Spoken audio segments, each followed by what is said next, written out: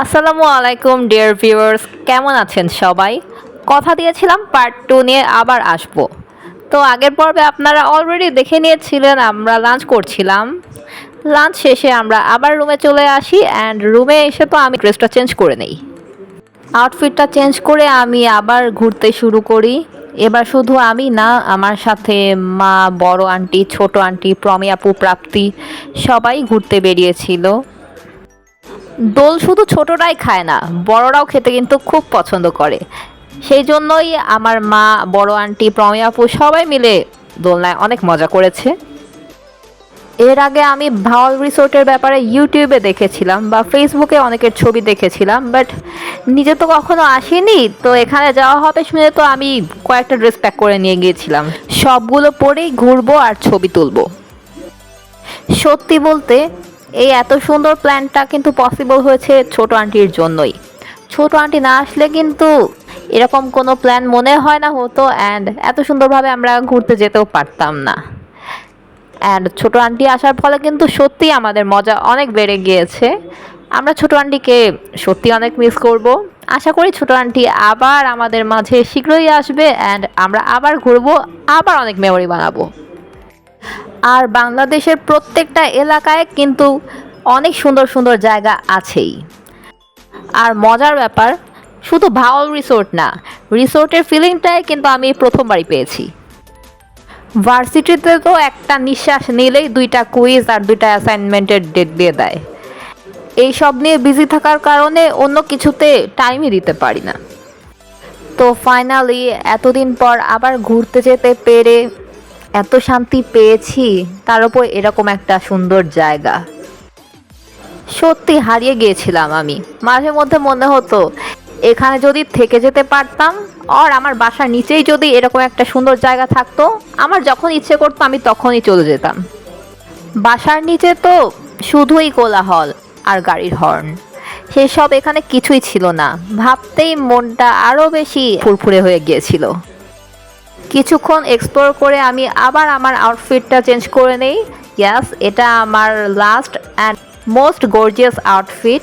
And সাথে আপনারা matching matching handmade চুড়িও দেখেছেন আমার হাতে। চুড়িগুলো কিন্তু মামি বানিয়ে দিয়েছে আমাকে।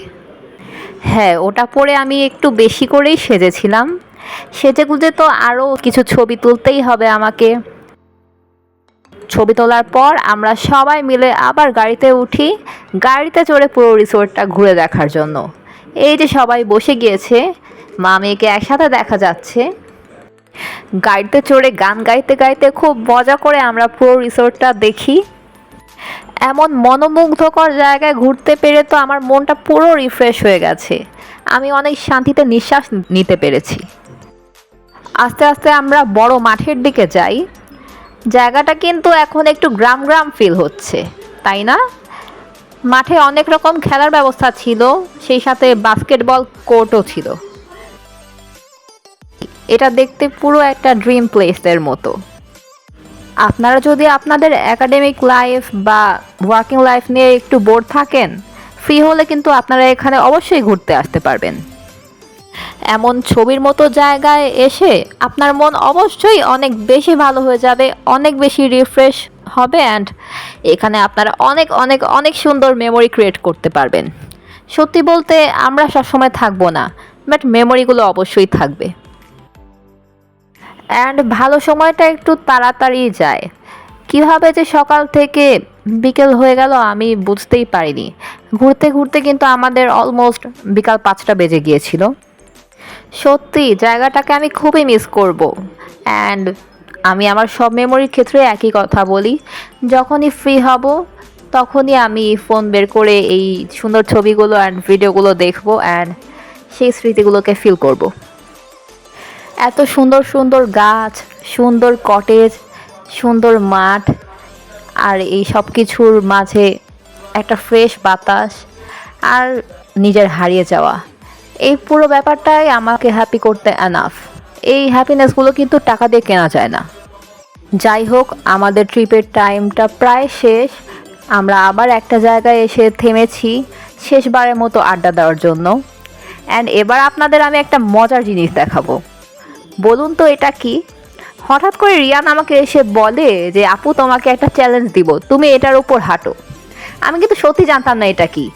হেঁটে দেখি ও মাই গড, এটা তো হ্যাঙ্গিং ব্রিজ। আমিও এটার উপর হেঁটেছি অ্যান্ড রিয়ানও হেঁটেছে। এটা একটু ভয়ের আবার একটু মজারও।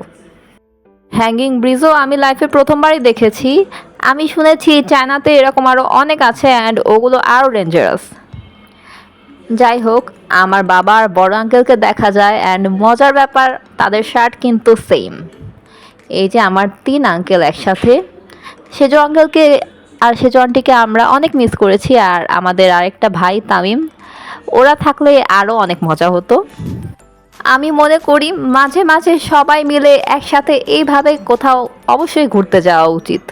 এভাবে ঘুরতে গেলে অনেক মেমোরিজ হয় অ্যান্ড অনেক বেশি আনন্দ হয়। এই যে এখানে আমাদের পুরো টিমটা, যদিও রিদম এখানে নেই কারণ অনেকক্ষণ সুইমিং করে ও টায়ার্ড হয়ে গেছে অ্যান্ড মামি ওর কাছে ছিল। মজার ব্যাপার শুনুন, এই যে এতক্ষণ সকাল থেকে বিকাল পর্যন্ত যে আমরা ঘুরলাম মজা করলাম, মাঝখানে কিন্তু আমি একটু রেস্ট নেইনি, বাট আমি কিন্তু একটু টায়ার্ডও হইনি। ঘুরতে গেলে কেন জানি আমি অনেক বেশি এনার্জেটিক হয়ে যাই। আমরা আমাদের ফিলিং এক্সপ্লেইন করছিলাম অ্যান্ড লাস্টে আমাদের এই ট্রিপের জন্য আমরা একটা বিগ ক্ল্যাপ দিলাম। That was the end of our trip. এরপর আমরা সবাই মিলে রুমে চলে আসি অ্যান্ড আমাদের ব্যাগ গুছিয়ে নেই বাসার উদ্দেশ্যে রওনা দেওয়ার জন্য। সো অনেক ফ্যাসিনেটিং অ্যান্ড অনেক মার্ভেলাস ছিল পুরো দিনটা, অনেক মিস করব। If you like this video, then please give a thumbs up and share your opinions. Please subscribe my channel. Allah Hafiz.